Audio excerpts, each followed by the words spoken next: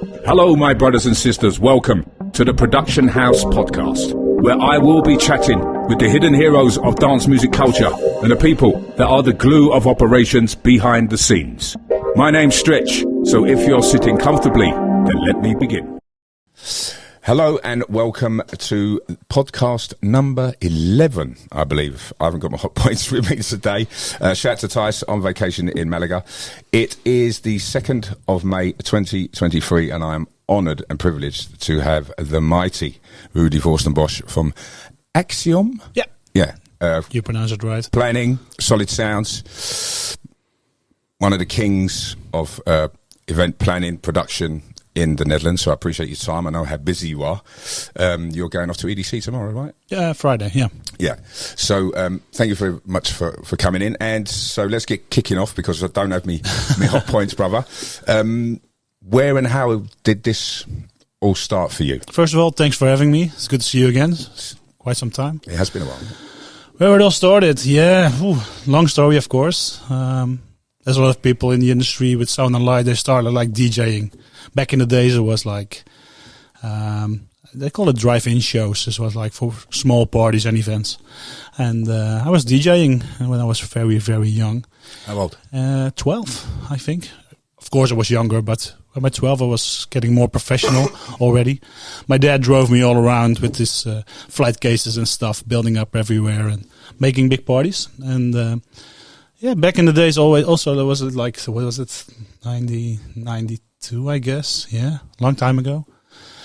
And from there on, also the dance industry started up as well. And it exploded in 93 in Holland. Yeah, yeah. And I was really like young, so I was not able to go there, but I was always like, it's a mystic thing going on there. I wanted to know what's happening. So when I was getting older, I started working as a freelancer as well, besides the jobs I had and as a DJ as well. And I attended like the first, was it Massive, Inner City, Trans Energy, those sort of shows, working on Sensation. And yeah, that really get to me. And I was like, okay, I really like this. So I was, I think, 18 years old, I really started full-time as a freelancer and doing like side things, renting out gear and so on. I stopped DJing when I was 18 already. Wow. Yeah. an amazing DJ career from 12 to 18. Yeah, but it's crazy. It's like, it was not the parties as we know. No. It's more for individuals, company events, those sort of things. So I was like, I like the music, but I did like the technical part of it even more. So that's what I got into and started freelancing, doing a lot of events. It was like weekend in, weekend out, doing lights, sound, everything. Because back in the day, it was multidisciplinary. Everybody was working on everything. It was now you have sound engineers, light engineers. But back in the days, it was like you do all of it. So also went to like Dance Valley and so on. So I was building up the whole week for lights, and I was doing sound in the weekend, and during the loadout I was doing lights again or rigging or whatsoever. But yeah, I did it for a couple of years and it was really fun to do. And then I thought like, okay, maybe I could try out some things more. Because I had my rental company still going on, so it was a mixture of freelancing and building up and tearing down my own gear and investing and so on. It was so generally with the rental gear, you were sort of picking it up as you was getting money, investing more in. Yeah, like that. And was it generally everything like truss, light, speakers? Yeah, but basically I decided to like do not a very big variety of materials, but like a lot of lamps, a lot of trussing, a lot of hoists, and that made me for stage creation, right? Yeah, but the good thing was that other companies found the way to my rental, and they hired me as well as a technician with materials to, how do you say it, om te ondersteunen, how to support them with our materials so they can do bigger jobs. So I was able to work on various big projects around, and it was really fun. And the investments this keeps on going. These days it goes way faster than it was in the past. But yeah, because of that, I was like involved in a lot of projects around, and I decided I thought it was 2000. 2005. It's a very big step ahead. I sold my company because I was like, the rental company. The rental company, because what was that? What was the name of it? The name was RSB, Rental Service. Yeah. It's a very long time ago. Yeah.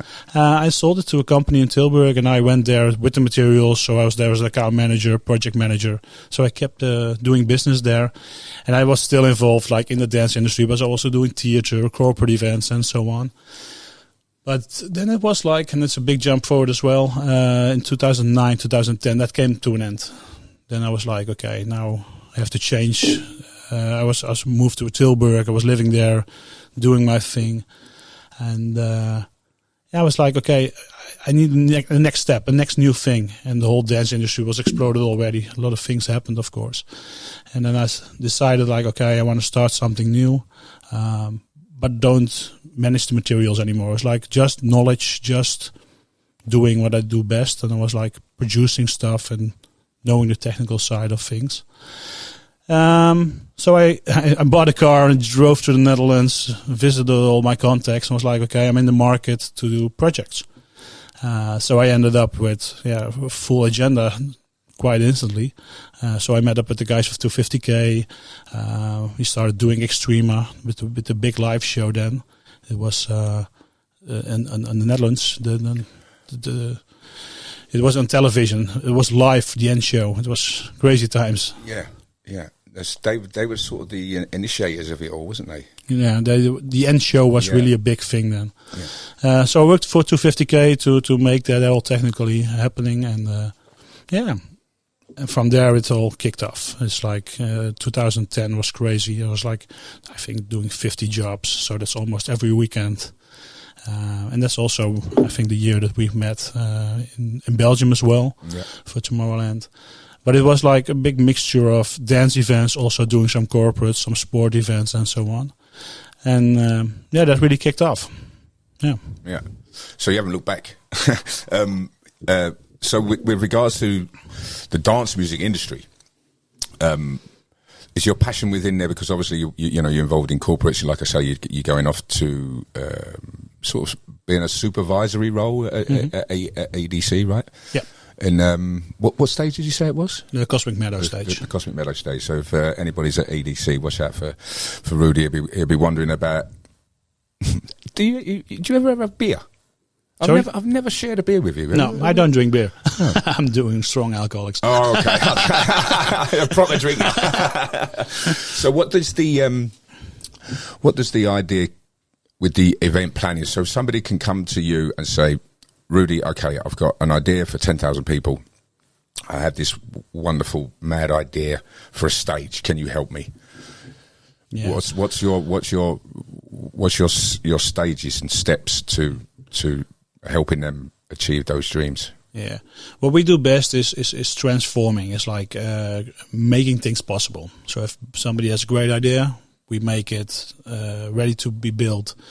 We do the purchasing with the companies, so we are doing the coordination and so on. That's all the steps we do. But we are working closely with a lot of designers and so on. So most of the time they design a stage setup for an event, and then we came in and then translate it into technical drawings, and we do a little bit of advice showing what's possible and what's not, or finding solutions to make it happen. That's what we do mainly. Yeah, so that process, on regards, because I guess now you have regular customers, but with a new customer coming in, how long would it take for them to sit with you with an idea, and then for you to make that? Do you have a particular planning of time? Maybe most of the time it's a year ahead. Yeah. It takes around 6 months to develop things, but it's not only up to our time schedule. It's also the suppliers and the organization itself, and the venue or the concert hall or where it's been organized. But that's mainly the time it will take to go from a rough sketch to the execution on site. Yeah. And do you ever have to help with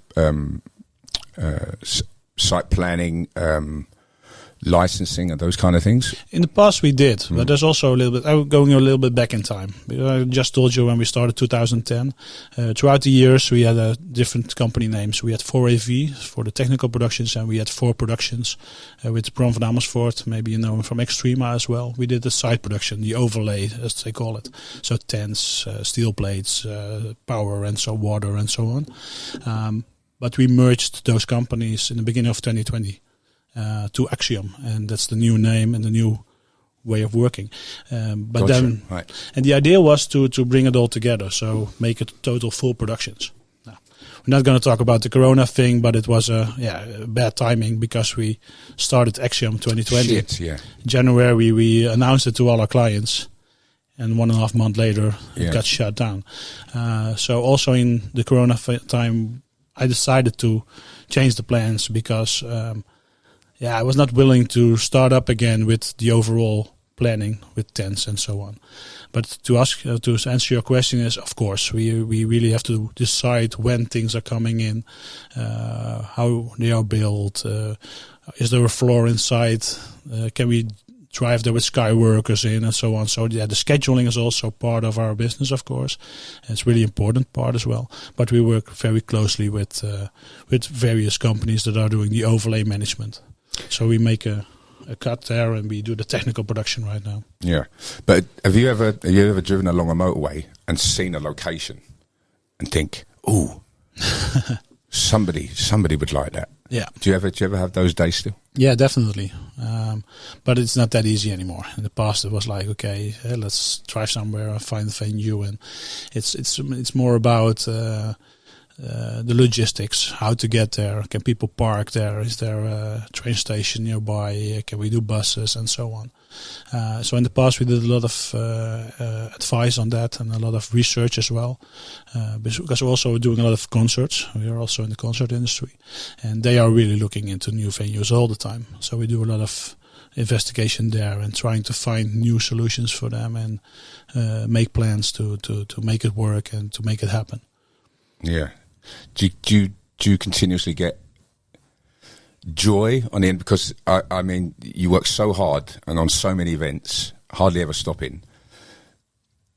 Do you feel joyous? Because whenever I see you, you're always like half sweating or pointing at me on your quad on your way to somewhere. Yeah. You know, and I only found out today that you're a hard drinker, so we're definitely going to find a point this summer to have one hard liquid drink, all right? Let's do that. But do you still get joyous about what you're achieving and where you're at, and you know, especially now with the idea of these end shows, you know, being a week after or 6 months after being shown, you know, the after movies and having a look back at these after movies. I'm going to be really honest with you. Yeah, please. Because things change throughout the years. And in the beginning was like, when the audience come in and it's like the magical moment and blah, blah, blah, blah, blah. Yeah, I've had that all, of course. But right now at this point, it's more the way getting there. And it's more like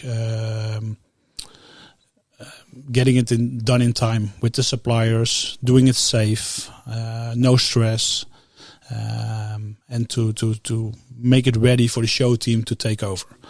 That's my goal right now. Yeah. And for the shows, you hardly ever see the shows. No, it's more than I'm already preparing for the loadout. Yeah. So that everybody's in time and everything's ready to start a loadout. And that's also because of timing. In the past, we had suppliers that were really eager to do a job, and they had the time. It was like they do like 5-6 projects in the summertime, and that's it. But right now, the density is that high, so that they have to do so many things in a very short period. Indeed. There are new challenges to make it happen for them, that they are able to start building up the next event very short after the show weekend. And that's my new goal, and that's the thing I really enjoy doing right now. Yeah. It's like, that's what I see as production. Yeah. And the show itself is not that important to me anymore. It's like I want to make all the ingredients to the point that it's ready to be served, and then the show team can take over. And I'm happy when they do so, and I'm getting some rest and getting everything in place do a very fast loadout. And that's the biggest challenge right now for me. Like last week with King's Day, we were doing Free Your Mind at Breda International Airport. Yeah. And the client, it was crazy. Yeah. It was great. It was really great. It was 27,000 around that people, just one stage, hard techno. So that's quite a new phenomenon. Phenomenon going on. And the client called me and was like, he was saying like, okay, I have something special. It's a nice venue, but we have some challenges. I was like, okay, come on. I'm already And this was like 1.5 day build up show, and 12, 13 hours when after the last music is played, the first plane needs to land on the airfield where the stage was built. So within 13 hours, everything needed to be gone. And I was like, okay, challenge accepted. This is what I'm going to do. This is what I like to do. So that's what we did. And that's really also one of the things that I really, really enjoy doing. And did you do it with a couple of hours to spare as well? Yeah, little. little. Now, technically, it was all fine. For the site, the overlay was a little bit hard because they have a lot of suppliers coming in and activations and so on. And then during show as well, I was trying to get some rest, but they booked a hotel quite near to the airfield, and normally the airfield would be closed, of course, but the show team decided to do some crazy stuff. So Reinier Zonneveld was, of course, headlining. So he came in with a chopper. So when I was trying to get some rest, I heard him entering the venue. And then there was like a stunt pilot thing going on during show. It was really nice, as I saw in the pictures afterwards, because I was trying to get some sleep, but it didn't work out. So that was really fun. But that's a good example of, what I really like. Getting pressure on a production, doing things that are not regular. And that's what I like doing most. When did you notice that you was that kind of person that kept their head when all those chickens around them were losing theirs? How old was you when you recognised it? I was quite young, I guess. I was doing school, of course, and doing practical studying electronics. And then we were with a club of people trying to solve issues, and was like taking the lead then already. Like, okay, let's do it like this and that. You do that, you do this, and really keeping track of time and taking the lead. Yeah, and that's a natural way of doing for me. So it's, as long as I know it's been there, and it's the way I work best. Yeah. And obviously consolidating with certain governments and everything. You with your advising of that, have you become like a sort of a regular figurehead within Nederland now? There's a certain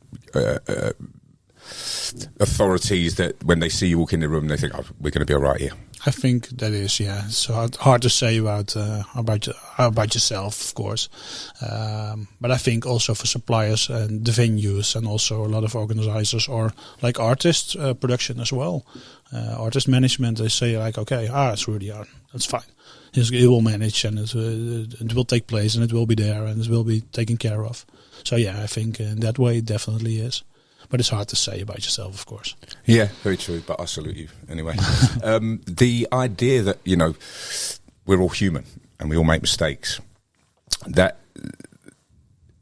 How do you deal with that when it's in your face? You have to find the solution to the problem. What's the first thing that you suggest to your team? Be honest. Just say what's. It's always about being honest, isn't it? Yeah. But it's really difficult, and taking the blame if something happens.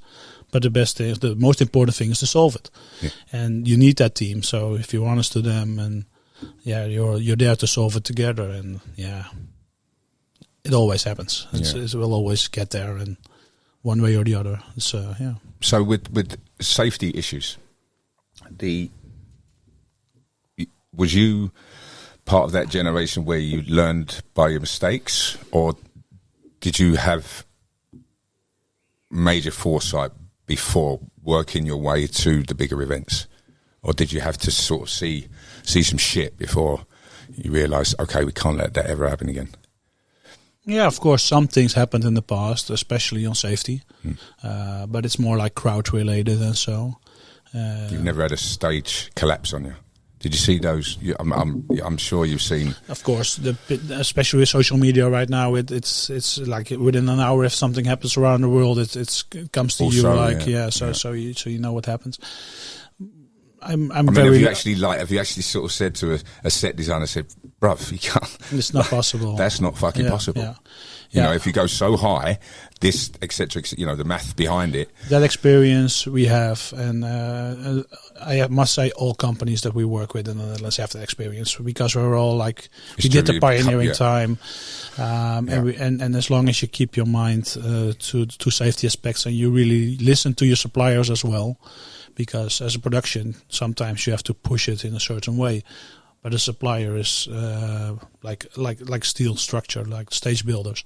They are really experienced in what they do, of course. It's their material, it's their profession. So we really have to listen to them. And sometimes we are pushing them to boundaries, of course, and sometimes a little bit beyond. But safety is the main thing, and but also common sense. But it's you have to. But some people don't have it, bruv. No, that's true. That's true. But that's what you see a lot of times in foreign countries as well. And are you doing a lot more consultancy now and advising internationally? Yeah, been doing it a few years, of course. Isn't it? Yeah. But due to Corona, it stopped, of course. But before that, we did it a lot already, and starting up now again. Yeah. But for example, it's very important. Very good example is in the past there was like a drawing being made and sent to a festival somewhere in the world, and they started building it, and the creatives just drawn all the boxes, like the scaffolding, without braces and so on. Like the braces are for structure, of course. And the company there just started building it from that design, and they never asked the question like, do we miss something or whatever? So they just started building it, but they missed the whole strength in the structure. And it was like, it's not in the design. So they were really like, made an assumption like, oh, it's a design, so it's been thought about, so we're just going to build this. Yeah. But if you build like 20-meter high towers without bracing, without diagonals, it's going to fall down. And luckily they found out in time. But those are the things that can happen. Yeah. It's amazing. If there's not yeah. Really, common sense is a very valuable. Yeah, but also valuable asset. Yeah, but it is. Yeah. But sometimes, it's the thing of assumption as well. They think, I assume it's. An old boss told me, shout to Jay Pender, assumptions are the mother of all fuck ups. Yeah, we use that sentence a lot, and it's true. Yeah. It's very much a production saying, isn't it? Yeah. So if now load out, so you're going in. Let's say you got to do Friday, Saturday, Sunday. When is your site crew coming in? Depending, of course, on the size of the project. Like in Boom, it was like six let's weeks. Say festival. Yeah, festival they start, I guess, 2 weeks up front. Right. Starting putting down steel plates, the fences to cover the area and so on. Putting production offices, and we as a technical team we come in on Monday, the week of show, and with the suppliers directly. And then it's like a 4 or 5 day build, and then show. And on Monday evening, it's gone for the technical part, but the stage structures, they need 2 days more. So like in 3 days, everything's gone, and then the tents and the steel plates are still there. So the total, like in Enschede, is like 4 weeks in total. Yeah, from in to out. Yeah, it's amazing. And roughly how many technical production work team usually, just roughly on an event like that? Around 30-40 technical people, and production is like 5-6 people. Yeah. So do you gather your team as standard now? Do you have or you're still very much kind of suppliers? Yeah, but we are really flexible. You have your team. Yeah, and that's kind of special as well. And that's what I really like doing is like every event has its own suppliers and its own team. and we are like a chameleon. We are changing every week with our colors and stripes. It's like we're getting into the position needed. Some organizations need a little bit more on the artist side, somebody a little bit more on the side logistics side. We are just filling in these gaps, but they also have like good connections with suppliers locally, and then we work with those suppliers. And also with these days, it's like the companies, they are really with their full agendas. They are not available all the time, so we also have to switch between suppliers. It's not that every year all suppliers are the same, so we have to levelate on that and find the solution to navigation. Yeah. And that makes it different. Every production is like it's never the same anymore. It's like every time different. Yeah, we're talking about different. We don't really want to drag you back to those times, but the 2 years of madness where the closures all down, like you said, you'd put together the idea of putting all the companies together. AXIOM was born, and then a month and a half later, boom, it's dragged from you. How did it affect you initially? And then, obviously, you're a problem solver, so you found ways around it. But I'm sort of wanted to know how you cope. Are you a father? Yeah. I have an 8-year-old daughter. Yeah. What's your daughter's name? Louisa. Hi, Louisa. Shout out to Louisa. So for a lot of creative colleagues and friends of mine, it was a blessing in disguise. As hard as it was, and as how mind fuckery it was as well. How did you navigate that? Now you bring it up. I'm gonna tell you the story. It was not nice. It was because of the regulations here in Holland and the whole thing of the financial system that was been taken care of in a good way. We had the bad luck that we just started a new company. So we were not lucky. So in the beginning, we didn't get any help.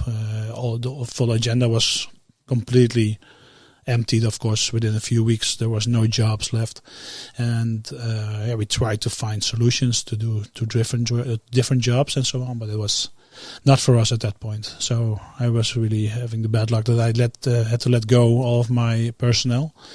So I was left alone, and we were like 10, 12 people, I guess. Stationed in Oosterwijk. We had a nice office. Everything was settled for 2020 because it was the best and biggest year coming up. No doubt, yeah.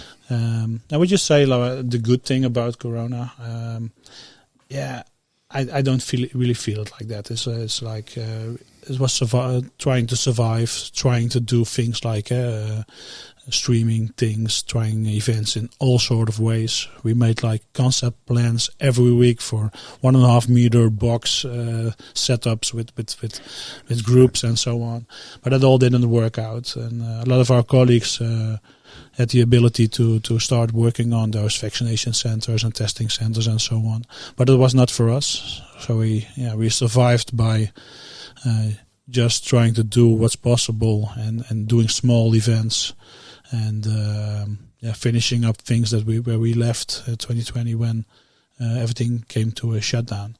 And of course, we thought in 2021 that everything would start up again. So we tried to start up some festivals, and then in the end, it again, as we all know, it didn't happen for us. If I now look back, it was a special time, but learned a lot. That's the only thing that's really good about it. It's like that you know what you want. You had a lot of time to talk with people, reflect, and looking back on where you came from, but also looking forward. Like, what are we going to do? What's the plan? How are we going to solve this? And for me, that worked out good in the end. We started up making things for the industry. We started up a small company in the beginning to provide stuff for rental companies to make their life easier, to make products more usable, or like transport systems, mounting systems, and so on. And that company still exists now, and that's on the side of the production side. We are now producing materials for the event industry. That's one of the good things that came out of the 2 years of Corona. Yeah. But for the rest, yeah, it's shitty. Yeah. that's obviously it was you got to spend wonderful, precious time with your daughter. Yeah. Do you think the government lied to you? How do you mean? In all shapes and forms. We know government lie anyway, but do you think we were lied to? Do you think it was necessary to close our industry down? That's what I mean. Afterwards, no. But in the beginning, we all didn't know what to expect or what to do. But it was a crazy time. But even still, should I be able to tell you what to do? You should be able to tell me, shut the fuck up, Stretch. Do you know what I mean? Yeah. There should be no entity that should be able to tell you what to do. Obviously, there's guidelines to life and rules and regulations, but that's for betterment of everybody. It's true. Do you know what I mean? In any species, the old are left behind. It's true. You know what I mean? And they try and fearmonger us by saying that we're responsible for the old people having a wonderful life. And now, do you understand what I mean? I understand what you mean. I don't want to get political in any way. No, but it's very difficult because we were like in the beginning, like let's follow the rules and let's hear what they have to say because nobody knew what to do, what was best to do. And yes, we got scared. Everybody got scared, and then we're like, "Oh, they have injections. Oh, let's do it because then our industry starts to get open again. So let's do this." And of course, you have to think about those things. And yes, afterwards, right now, if you think about it, it's crazy times. Yeah. Even like last week, we had a recap moment with some people. Like, can you imagine that 1 year ago we were like blah blah blah, 2 years ago? So if you think about it like that, it's crazy. And I don't really understand what happened, to be honest, afterwards. But in that time, in that time, it's crazy. But it's great now because we can move forward and we can keep moving forward. So what is like you said, the company that is supplying now you created in that period that is supplying, what is that? What when you say the materials you supply? What transport systems for like a pyro company, brackets to hang lights. Even now we are making a creative solution for a corporate event. We are like making a mirrored ball cow. Really crazy, but the client asked is it possible? And we're like, yeah, we're going to solve that. Now we're doing containers. We are changing them to recycle units with some interaction with the customer. If they put in their PET bottle or whatever, they get interaction. So we're building that. So that's a part of mechanical, but also electronical, audio, sensors, and so on. So that's what we do now. We're making things. So the new technologies that are coming. Yeah. Do you get a secret peek before a lot of other people? Sometimes, yeah. Even now, it's just ProLight Sound was in Frankfurt, the trade show. Unfortunately, it was scheduled together with King's Day in the Netherlands, so it's quite crazy. Did you have a representation there? Or? No, not yet. Not this year, but normally yes. But there was before Corona. But like last October, November, I was in Vegas also for LDI. It's also a trade show for the event industry. Like products, brands are displaying there, and then you get a lot of things already presented. Like this is going to come. How do you think of it? Can you use it? Or also, they are asking us like, how should we do it, or can we add something to make it more value to you to use for productions that you do? So those things happen a lot. Yeah. Yeah. So do you get lots of those light bulb moments going off when you see those things? Yeah. Yeah. Yeah. Yeah. And that's the magic still. Those things are really making it interesting, because if you still have to work every year with the same speakers, lights, or trussing, that's not that interesting, of course. So, actually, on that note, the 250k thing with the drone light show.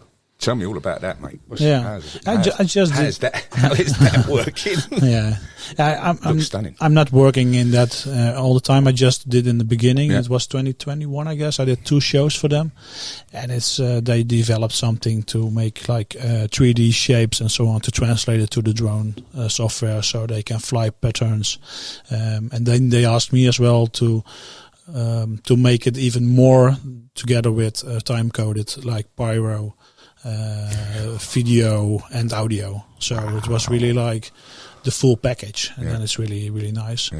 And of course, everybody sees it on social media. It's really crazy. It's going every week. They are making shows all around the world. Yeah. So how did you get around that whole synchronization?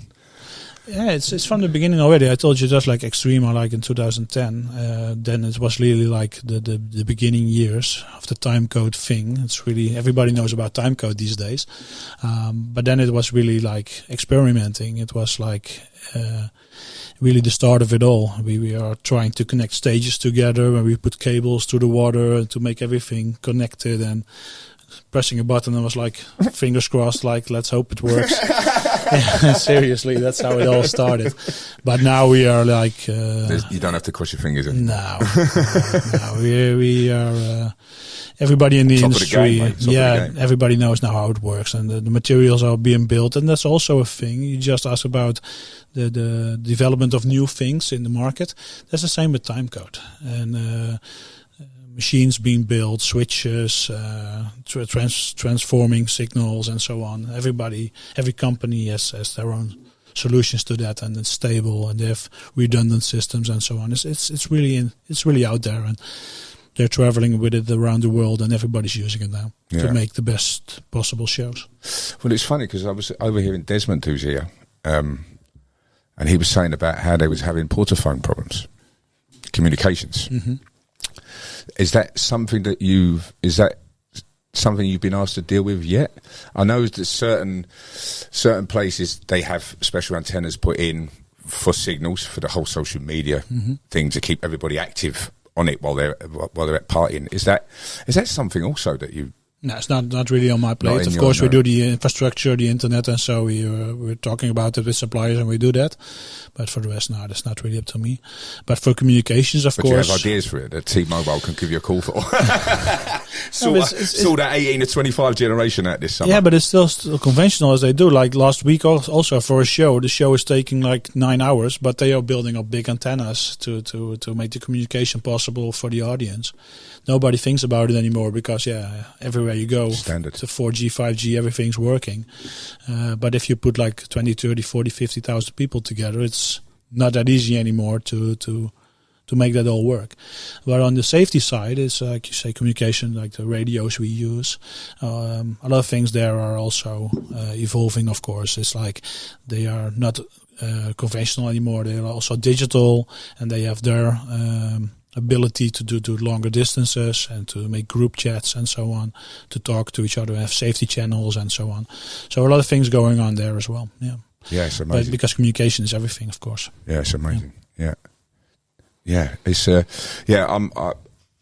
just can't help but think how grateful people should be for what you guys have continued to achieve over the years, because the Dutch really are at the top of the game for production, and you've kind of sold yourselves, I mean, obviously it's helped that, people like Tiesto have come to the forefront, and Armin, etc., because, the teams behind those, as you well know, are soldiers of the game, as it were.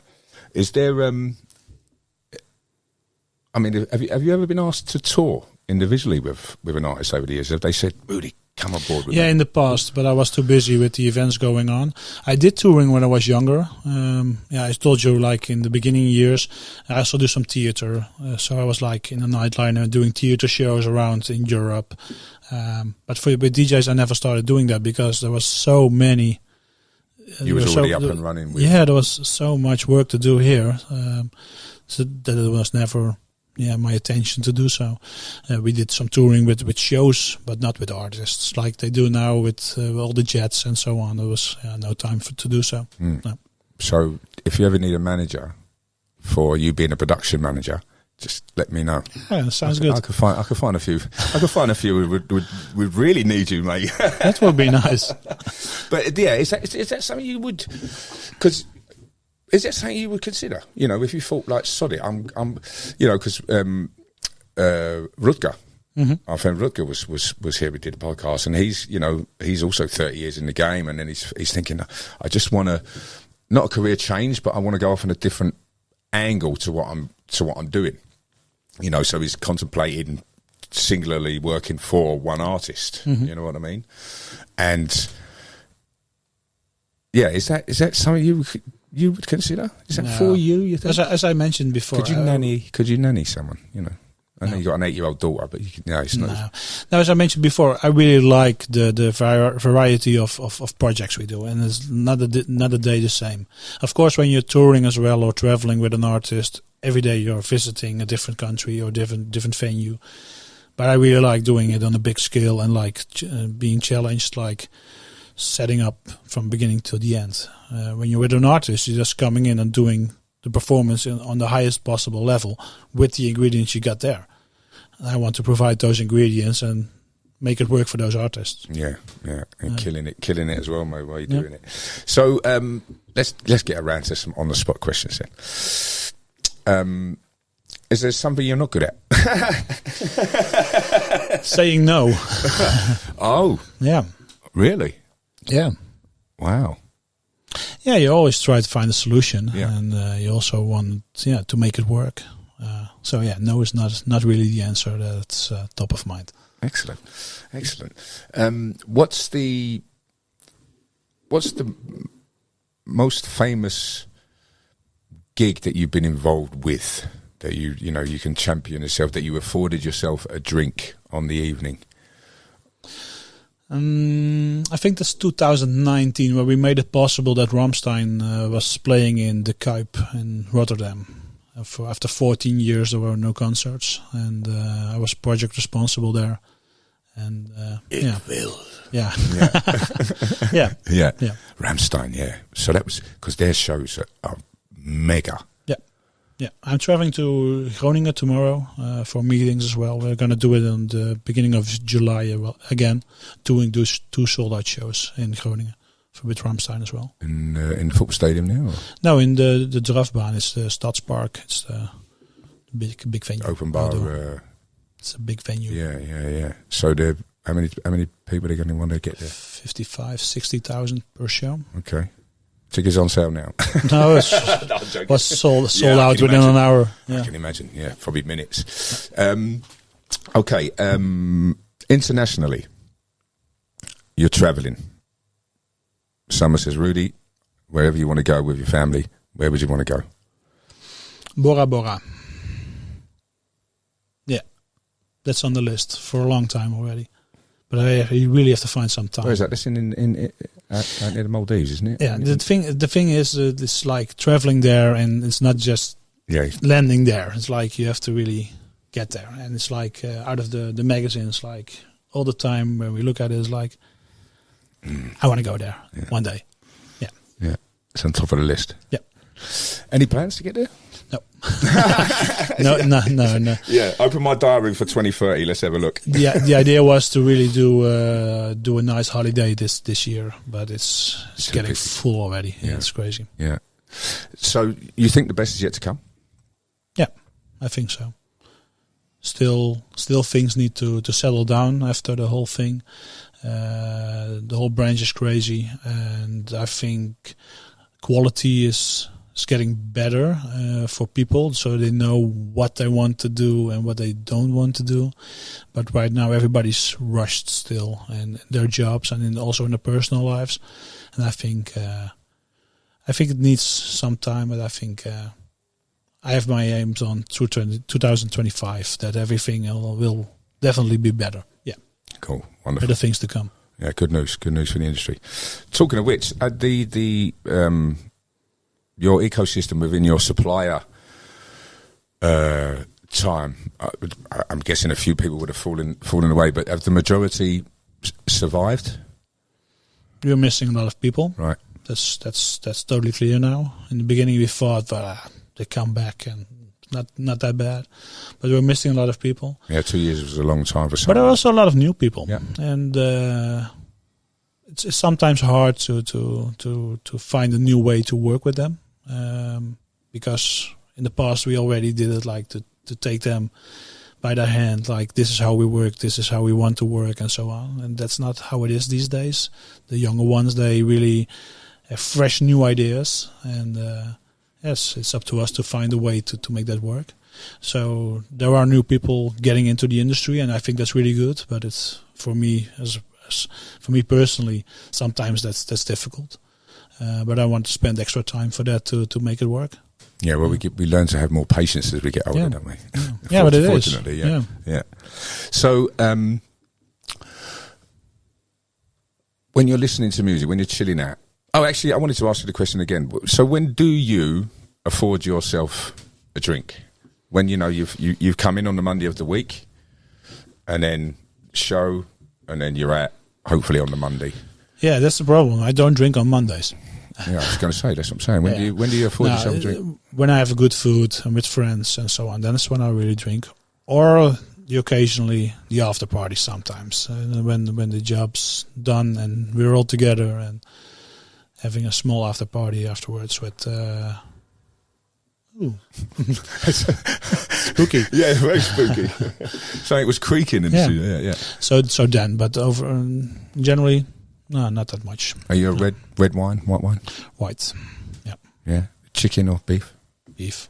Yeah. Yeah. Thai or Japanese? Thai. Okay, I'm getting you. Well, I offered you a coffee this morning, but you said you're not a coffee man. No, I'm drinking. I was drinking a lot of sodas in the past, and I stopped doing that because I have to work on myself. And now I'm drinking a lot of water. But I'm missing the coffee though. I'm drinking coffee. I never ever do. How'd you cope with the travelling? Obviously, you cope. You get through it. You get on with it. Do you like you say when you work on yourself? Do you try and swim a few laps or get to the gym or walking? Walking. Yeah, doing a lot of walking. That's what I really like doing. Yeah. And I'm not the guy that's standing up early in the morning to go to the gym. That's not my cup of tea. Yeah. No. Are you a dog walker? I would like to, yeah, but I don't have time for a dog. So it would be nice. But sometimes I'm getting one from friends in where I live, and I'm making some rounds and to the forest. And I was going to say you enjoy walking in the forest rather than on the open plan hills. Definitely, yeah. But also when you're abroad and exploring a city, it's really nice to walk around and try to see new things. Now I remember a thing like I was in Brazil. I was like walking every day to a venue, and the next morning I went to the hotel lobby, and I was to the reception. I was like, okay, I want to go there, and how can I walk best? And she said, yeah, you're not able to walk. Yeah, I walk here every day. But I want to go there. And she was like, you can't. Yeah, I can. Yeah, you can, but you can't. And she was like, huh? And because it was not safe. That's the whole thing she wanted to talk to me about. But I don't see any dangers in that. And I was really like enjoying it and walking around. And it's really a nice story. And after she told me that, the next day I was watching, and yeah, it was a very bad neighborhood. But I really liked walking there. Yeah. I'm a big guy, so nobody is making any problems. This is true. Yeah, walking. Yes. So when you're chilling or in the car, even what do you listen to music? Do you enjoy listening to music? Yeah. Yeah, old school techno. Like I say old school because of the new techno things I really don't understand. All the harder styles going on. But really the old techno, yeah. When you say old, you're Rackmed, Steve Rackmed fan? Yeah, those boys. Are you a Speedy J? Did you get up to a Speedy J? He was there last King's Day. Yeah, him and Stevie Rackmed closed, didn't they? Oh no, Rainier closed. Yeah. But he was doing a 4-hour set. But Jochem was like playing a set, and it was also hard now. But yeah, he's always been on the harder end of it. Yeah. But so I listen to the more melodic and Michel de Hey. Yeah. Shout out to Michel de Hey, by the way. So what's the major plan for you now? You got EDC Friday. You said you're up to. So you're planning for Rammstein tomorrow. Yeah, and then Thursday day at the office, Friday traveling, being Saturday in Vegas, and after EDC just one day at home, and then going to Enschede for festival. Yeah, and after that a corporate event straight after. So then it's June already. So then we're in the middle of the whole summer thing. I just heard you closing your conversation. I was picking on the phone. You won't be back in the office now until 10th of June, right? Yeah.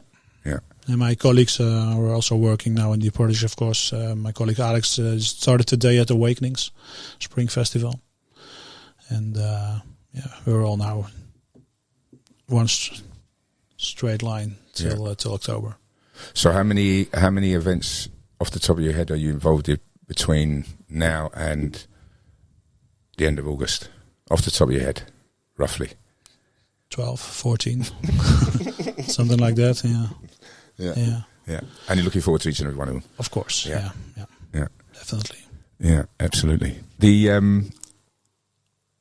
So the idea that if I can get you the keys to the world, right? I've just shot Bill Gates, and I've given you his position. What would you like to do? What would you like to do? That's interesting. Yeah. So we can solve world problems now. Possibly. Let's try, brother. Let's try. That's a hard one. That's a good question. I really have to think more. I have to have more time to think about it, because those are really big questions and big things to solve. Yeah. So it's a nice event to plan, isn't it? Yeah. It's like. Okay, Rudy. Possibilities. I'll invite you back for the 6th of September. Right? Yeah, 6th of September. Yeah, I will be done with them by then. Yeah. Yeah, absolutely. So, any politicians out there, please tune in again for the 6th of September, and Rudy will have the problems so we can solve all the world's problems. Favorite holiday destination?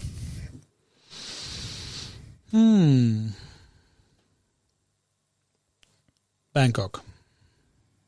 For just a holiday. Yeah. Favorite party destination? Don't say Enschede. Berlin.